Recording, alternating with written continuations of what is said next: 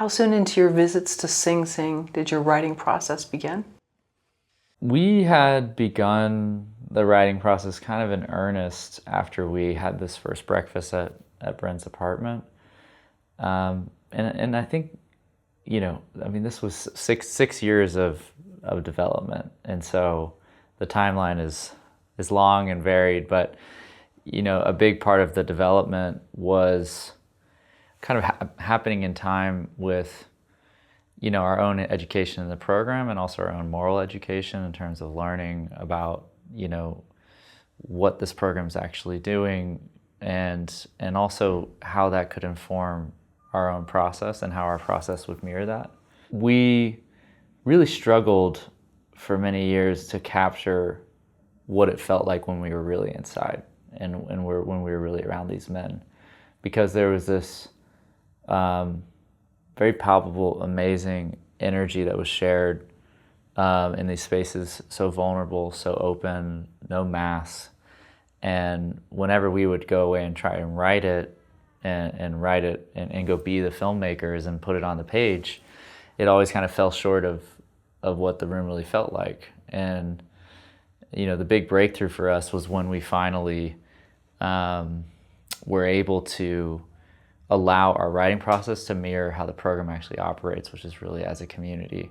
And so what that means and looked like was like we had to expand our circle. It couldn't be just Clint and I putting this on a page. We needed to open the room up and bring, the people who really lived it into the process. And once we did that, then the magic really started to happen. How are you so patient in developing your stories?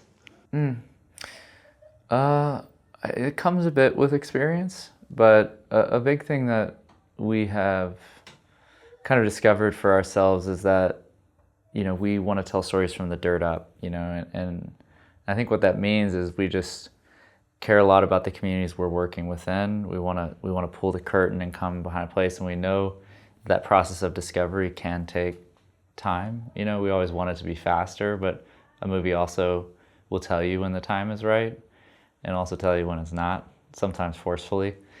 And I think within that, we're learning to find this path of like not trying to jam a story onto a world, and force it onto a world.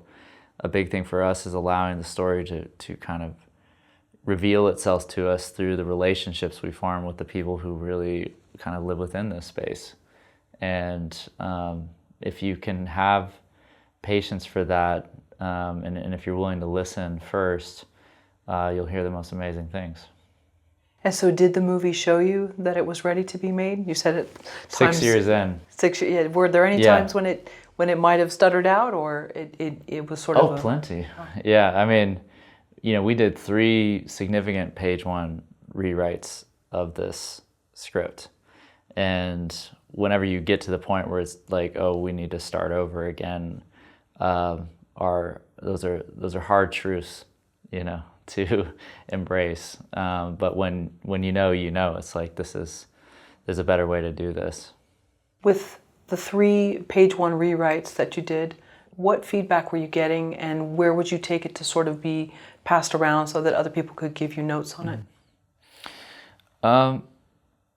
Well, what was challenging about this writing process, at its core, the most difficult thing is that you can make a movie about every one of the men that we met. And so at first we wanted to do all of that.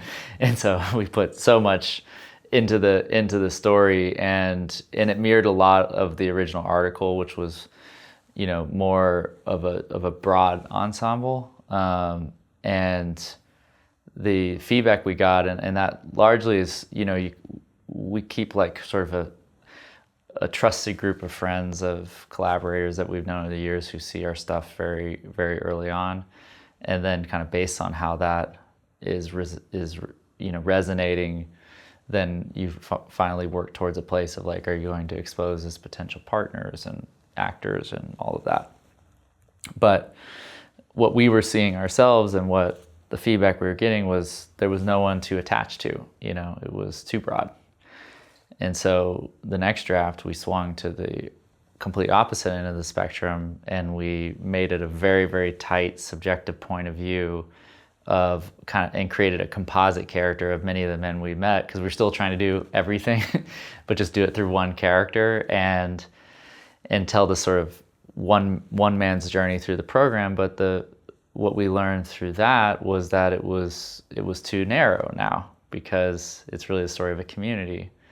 And the final breakthrough was and when I was like, the time is right, is when we arrived at, oh, this is a story of a friendship of these two men who couldn't have been more different from each other, but because of this program became closer in family. And that's between this real life friendship of men we knew, Divine I and Divine G.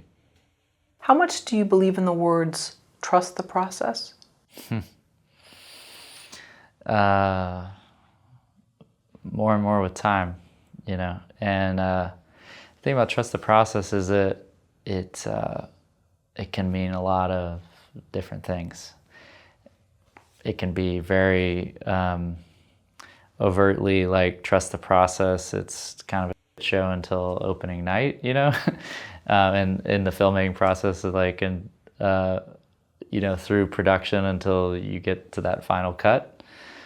But I've heard other examples of that. Most specifically, I think of Sean Dino Johnson in our film, who says, you know, trust the process to me means that people who shouldn't fit together somehow find a way to fit together, you know, and I love that probably the most. How do you trust the process when the system is broken? Well, I mean, that's one of the more complex questions at the center of the movie and Divine G's journey. And the thing I think he had to grapple with is to both not use that as an excuse to accept defeat, but not to trivialize that is a real reason for despair. And yet, despite all that, what can you do? You know, there's a line in the film where Divine I is contemplating actually getting a little more serious about, you know, doing work for his upcoming parole hearing. And a big thing that's keeping him from doing that is not having faith in the system. And finally he's starting to think like, maybe I'll give it a shot, because the way Divine G is encouraging him to do that. And he's like, well, what, I do all of this and it doesn't work? And then what Coleman says back as Divine G is like, and you try again, and again, and again, and again. I mean, if we do that enough times, we might find some little seams, you know, that we didn't see there before. And if we're paying attention, yeah, from those cracks, like, you know, we might be able to stick a fist through it, or maybe at least a flower. And that's an important scene that leads to Divine G's journey as a character in the film, but we'll keep it at that. Yeah. You said previously that the tone for Sing Sing was something you wanted to make sure was correct. How did you grapple with that? Yeah, I mean, tone is so elusive, and I think tone is also ties to another thing about filmmaking that's also hard to define, which is taste, you know, and you know, people, which is sort of like your filter that you kind of think through a lot of decisions. But I found the tone when I first read that Esquire piece all those years ago was like so inviting, of just this warm playfulness of doing this work in this dark environment, like the juggle of that, and the dance of that, just felt really alive to me, you know, and I always wanted the movie to kind of hold a delicate balance of like happy, sad, you know, and that humor kind of can coexist in the same scene as something that, you know, kind of hits you in the gut, you know. And I think but it also feels like a very narrow tightrope, because like with this project specifically, I think one thing we were constantly walking very carefully is like, you know, it was a very tightrope walk of tone, because you could fall over here and be too dour and almost, or even gratuitous, you know, in terms of again, those tropes that are waiting like sharks in the water. And then if you fall over this end of the tightrope, it could be too sentimental, you know, and cheesy. And so that were like the guardrails that we were constantly trying to, like, you know, navigate and, you know, zig where someone else would have zagged. Yeah, I like that happy, sad. Mm-hmm. Did you think about who the audience might be for Sing Sing? Well, the kind of cool thing about the project is really we were thinking about just the audience of one. And I mean, like, the audience of one, meaning like our community making the film was like, what did we want to see, and what gave us joy, and what made us feel good, and what inspired us, and what challenged us. And, you know, this is again like process versus result, you know, kind of comes back to that, the sides of the mountains, you know, sustaining life is like, that's the beautiful thing about art. I remember Bong Joon-ho said, like, the most specific is the most universal.